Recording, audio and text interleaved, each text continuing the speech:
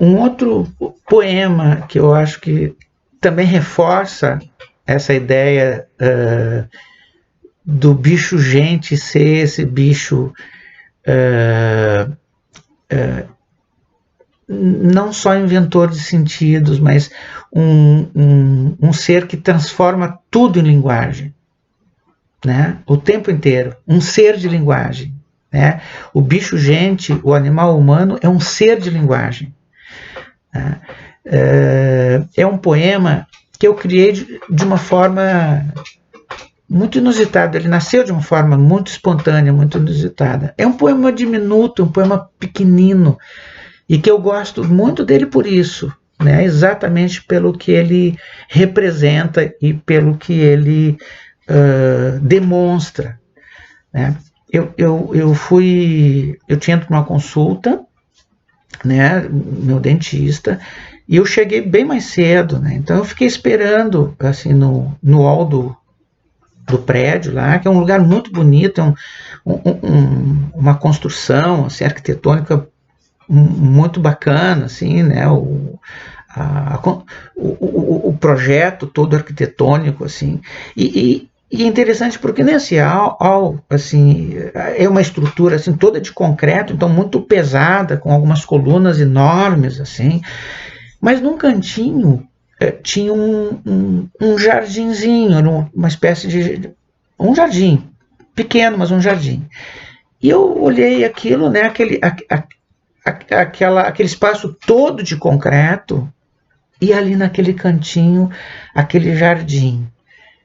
E de alguma maneira aquele jardim equilibrava todo o peso, toda a severidade, né? O tom cinza, né? A frieza do concreto, né? Então eu achei, isso me chamou a atenção, né? E eu comecei a olhar para tudo com um olhar de esteta, né? E aí eu vi, e aí na hora que eu comecei a olhar melhor para aquele pequeno jardim, eu vi que alguém tinha pensado aquele jardim. Tinha aquele espaço, mas alguém, né, escolheu cada uma, assim, a dedo, cada uma das plantas que estavam ali, a disposição delas, né? Então tinha umas plantas de folhas largas, tinha outras que eram uns canicinhos, como se fossem uns bambuzinhos, assim, montados, né? Tinha uma vegetação mais rasteira também, e tinha uma flor, né? Uma planta assim que tava, assim, tinha uma flor vermelha muito linda. E aquilo me chamou a atenção. Eu olhei, né, para aquela cena e eu estava olhando um quadro, né, assim, que tinha sido criado ali. E quando eu estou exatamente olhando, né, admirando aquele jardim, não sei da onde passa uma borboleta amarela. E aí fez aquele contraste todo, né? O fundo verde, aquela flor vermelha e aquela borboleta pequena, assim, né? Mas o tamanho suficiente para criar esse contraste amarela.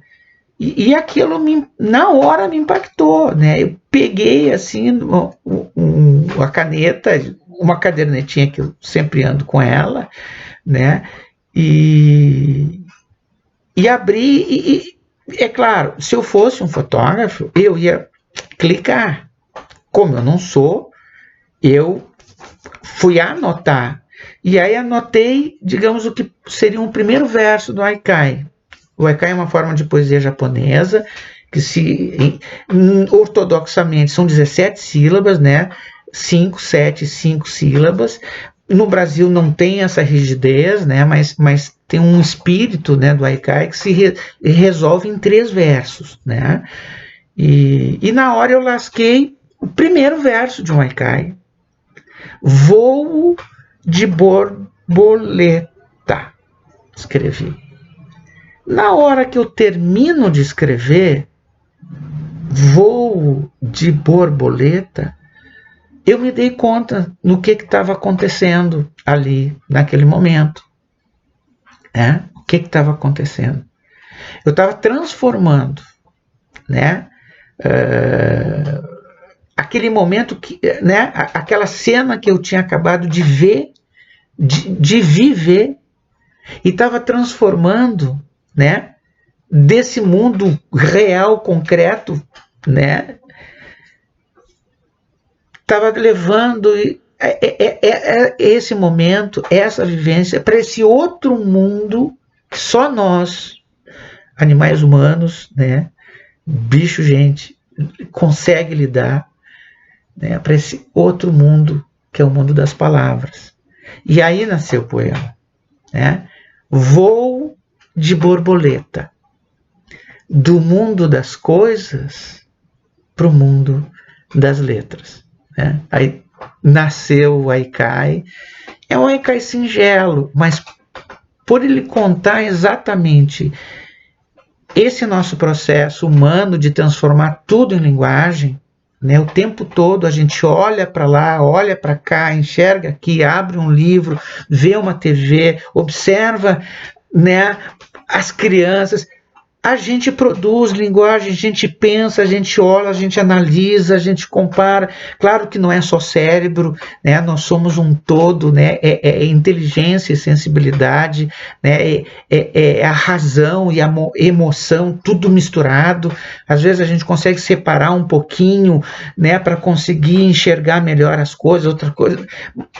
Mas esse bicho, gente, esse bicho extraordinário que nós somos, né?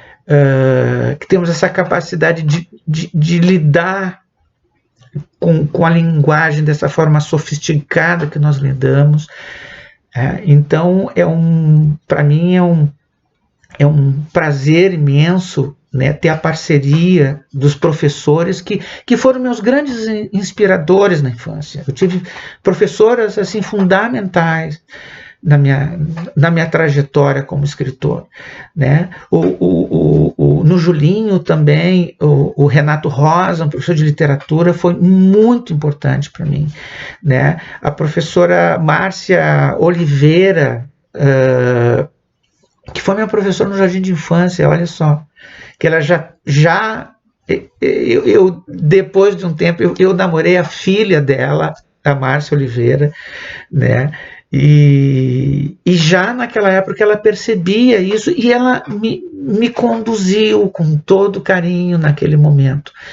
E para mim, assim, é uma alegria muito grande, assim, poder participar de um projeto como a DOT, né? Ter, assim, o privilégio de entrar na vida, né, dessas crianças, desses jovens, né, na vida de vocês, professoras, professores, e compartilhar, né, através da magia das palavras, dos livros, né, do nosso como posso dizer, propósito, né, de despertar o desejo, o interesse pela leitura, porque os livros, sejam que suporte sejam, né, a leitura, seja que gênero ou que espécie de texto, né, mesmo os mais pueris, né, porque o importante é estar lendo. Agora, com uma boa curadoria, com um bom suporte, ajuda bastante, né, a que esse prazer pela palavra, pela leitura, pelo mergulho nesse universo, né, a que uma boa narrativa, uma boa história, um bom poema, né, os autores, os bons autores, né, as excelentes escritoras podem nos levar. Então, eu quero agradecer muito pelo trabalho que vocês realizam na Escola Paulo Freire.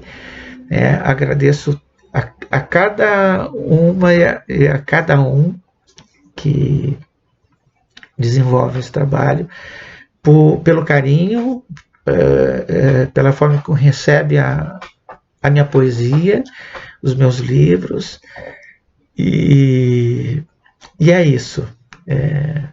É gratidão e cumplicidade. Vamos juntos.